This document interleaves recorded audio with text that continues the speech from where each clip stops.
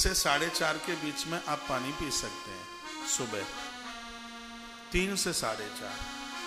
3 से पहले भी मत पीना और 4:30 के बाद में भी नहीं, क्योंकि हमारे यहाँ 4:30 बजे से फिर वर्तमान तिथि को मान लिया जाता है उदिता में।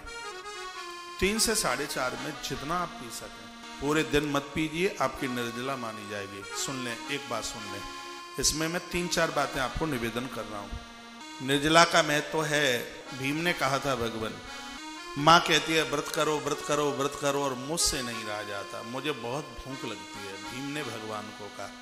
तो चारों भाई एक आध 11 करते थे, माँ भी 11 करती थी। लोग कहते हैं कि जिस माँ को, जिस नारी को पति नहीं है, ये हमारे समाज में एक बहुत बड़ी विडंबना है। जिसको पति नहीं, वो ये नहीं कर पाएगी, ये नहीं कर पाएगी, तो जाके आकर वो एकादशी कर सकती है कि नहीं? कुंती माँ 11 करती है, प्रमाण मिलते हैं। पांडु जी महाराज नहीं है, वो 11 और अपने बच्चों से भी करवाती है। करवाती थी तो वो भीम से भी थी, लेकिन वो पेट को ही मरोड़ता रहता, मरा भूखा, मरा हाय मरा। और कभी कभी लोग जब व्रत करते हैं ना, तो दूसरे दिन सुबह ही जगेंगे सो तूफान की तरह, अजय तुम्हें पता नहीं कल हमने व्रत किया और अभी तक कुछ बनाया नहीं, पता नहीं कौन सा गोवर्धन गिरिराज उठा के आ गई, ये सुबह से ही दुत्कारेंगे, कल व्रत किया था हमने। भीम भगवान के पास एकादशी पड़ गई थी, मैया ने जबरदस्ती से रखवा दी। कहा प्रभु ये मुझसे नहीं बनता, ऐसा कोई उपाय बता दो, एक बार कर लूं तो ये पूरे साल की एकादशियों का फल मिल जाए, कोई है व्यवस्था? भगवान ने कहा है। अपरा एकादशी की बात थी जो अभी निकल गई है। भगवान ने कहा 15 दिन के बाद आने वाली है, यदि भीम तू बिना पानी पिए भी, एक घूंट भी पानी ना पिए, और यदि तो वह एकादशी कर ले, निराहार बिना जल के निर्जल कर ले, तो तुझे 26 एकादशियों का फल मिल जाएगा। और भीम ने कहा शाम को पानी पी लूं तो? भगवान ने कहा तो 24 का मिल जाएगा, 2 कट जाएंगी अधिक मास वाली, जिनकी बहुत महिमा है। बहुत लोग शाम को सूर्य अस्त हुआ पानी पी लेते हैं, तो कहते हैं कि हमारी पूरी निर्जला हो गई। हाँ, निर्जला आपकी हुई है, लेकिन जो अधिक मास का एक महत्व है, जिसमें 2 एकादशी पड़ती है ना, लौंद के पुरुषोत्तम मास में, आपको 24 ही एकादशी का फल मिलेगा। जो एक बहुत विशेषता है अधिक मास की, वो कटअप हो जाएगा, उसकी कटौती हो जाएगी। ठीक, मान लिया जाए कि हम फलियार के बिना नहीं रह सकते, पानी के बिना नहीं रह सकते, तो आपकी एकादशी खंडित नहीं होगी, आपको एक ही एकादशी का पुण्य मिलेगा। बहुत ध्यान से सुन लें इस बात को। आप फलियार ले लेते हैं, आप जल ले लेते हैं, एक एकादशी का जो फल मिलता है वो फल आपको मिलेगा, उसको कोई नहीं रोक सकता। सुबह 4:30 बजे से लेके दूसरे दिन, इसमें 24 घंटा निर्जल रहने की बात है। मान लिया जाए आज भोर में 4:30 बजे आपने 4 बजे पानी पी लिया आपने, या 4:30 पी लिया, तो घड़ी का कांटा लगा दो 24 घंटा, इसमें 24 घंटा का जल छोड़ने की बात है। 24 घंटा जल छोड़ने आप, और आप ज्यादा से ज्यादा पानी इस टाइम में पी लें, ऐसा मैं करता हूं। मैंने नारद पुराण पढ़ा नहीं है, मैंने एक एक पंक्ति बारीकी से, और सबसे ज्यादा 11 के बारे में नारद पुराण में वर्णन है। कुछ लोग कहते हैं उसमें फल खा लोगे, दूध पी लोगे, पानी पी लोगे तो उसे एकादशी का कुछ नहीं मिलता। ऐसा बिल्कुल भी कुछ भी नहीं है, एक एकादशी का फल मिलेगा। एक बात और आप समझ लें, सबसे बड़ी बात यह है इस एकादशी की, जिसने कभी भी व्रत नहीं किया, कोई व्रत उसने नहीं किया, कोई एकादशी उसने नहीं की, यदि वह निर्जल एकादशी बिना पानी के भी कर लेता है तो उसको संपूर्ण 26/11 करने का पुण्य प्राप्त होता है। इस एकादशी की महिमा। और सुन लीजिए, ये बात आपको पता ही नहीं होगी, मैं आपको निवेदन कर देता हूं। जो हर एकादशी करते हैं और निर्जला एकादशी करते हैं, 12 वर्ष में जितनी एकादशी पड़ती हैं उतनी एकादशी करने का पुण्य उनको तत्काल प्राप्त होता है।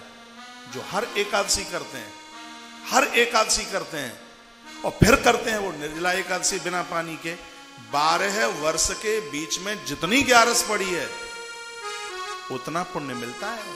इतनी बड़ी महिमा है निर्जला एकादशी।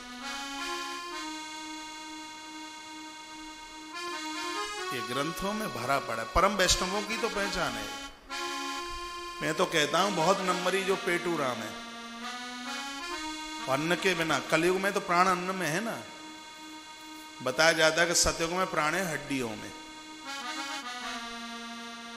त्रेता में प्राण है मांस में, मांस में, और द्वापुर में प्राण है चमड़ी में, और कलयुग में प्राण है अन्न में। सतयुग में आदमी को उधेड़ दिया जाए, मांस निकाल दो, उसका चमड़ा निकाल दो, जब तक उसके पास हड्डी है वो जिंदा रहता था। ये सतयुग की स्थिति थी। त्रेता में चमड़ी नोच लो, रोटियां उसकी छोड़वा दो, जब तक उसकी देह पर मांस है तब तक वो जिंदा। द्वापुर में उसको अन्न छोड़वा दो, बस उसकी चमड़ी सुरक्षित बनी रहे, तब तक वो जिंदा है।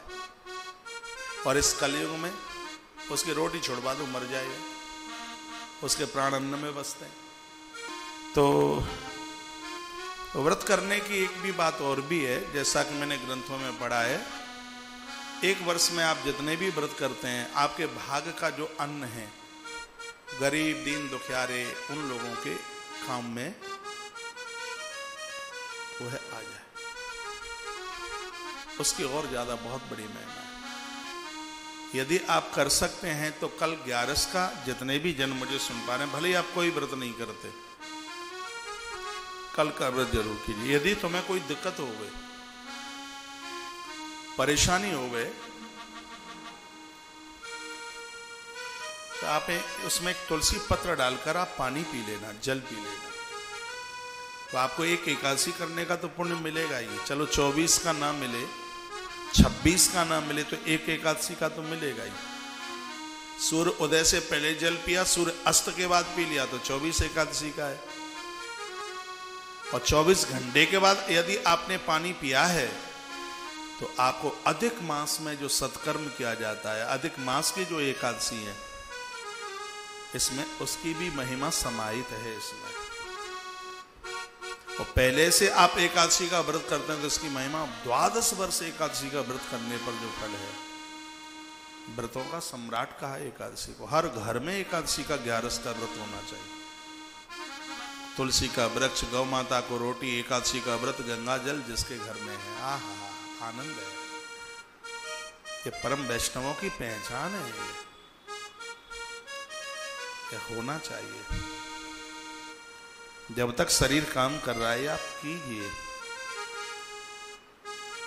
11 को किया गया हर सत्कर्म अनंत गुना। ये तो पाप भी यदि हो जाता है इन दिनों में तो वो भी वज्र की तरह हो जाता है। इसलिए एकादशी के दिन बड़ा सावधान रहा जाता है, क्या घर से बाहर कहीं मन जाइए। निर्जला एकादशी को बाहर घूमोगे प्यास लगेगी।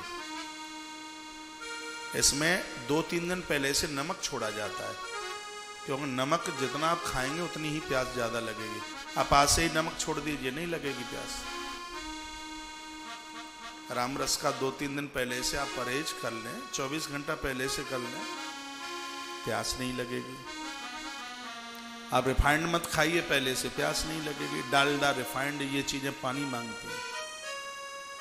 कुछ चीजें, आलू पानी मांगता है। आलू बहुत पानी मांगता है, तो एक आध दिन पहले से उसका भी परहेज कर लिया जाए। एक आध दिन पहले से आप कोई गौगव्य की चीज लेंगे तो आप प्यास को जीत लेंगे। मुझे अपनी 25 साल की कथा में आज तक ऐसा ध्यान नहीं है, मेरा पूरा स्टाफ देखता है, मैंने कभी कथाओं में पानी नहीं पिया, एक घूंट भी पानी नहीं पिया कभी। ना मैंने कभी कलश यात्रा में बग्गी पर बैठ के पानी पिया। मैं कोई अपनी महिमा नहीं बता रहा हूं, मैं एक गव्य की एक बड़ाई आपके बीच में रख रहा हूं। 16 घंटे तक बाथरूम के ऊपर कंट्रोल किया है। 16 क्या 20 घंटे तक। निर्जला में तो हर साल हम कथा में ही होते हैं, 24 घंटा पानी नहीं पीते, कथा होती है उसमें तो हम दूध वगैरह कुछ लेते ही नहीं है बिल्कुल भी।